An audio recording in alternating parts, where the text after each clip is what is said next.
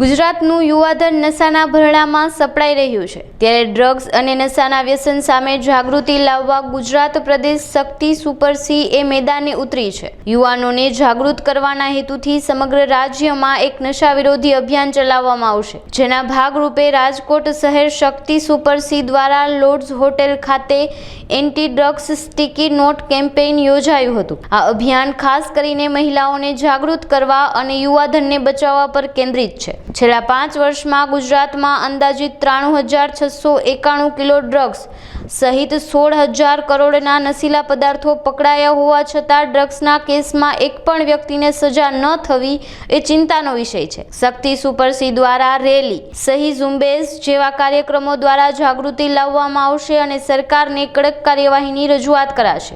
વૈશાલી શિંદે, ગુજરાત પ્રદેશ શક્તિ super C chairman.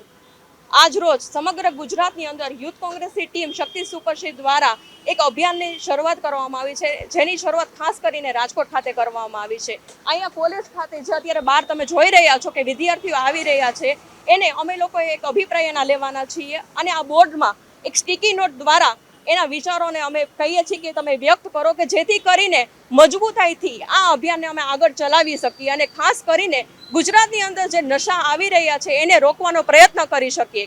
No doubt police એનું કામ સારી રીતે કરી જ રહી છે, પણ જે ડ્રગ્સ પૂરતા પ્રમાણમાં પકડાવવું જોઈએ એ હકીકતમાં પકડાતું નથી।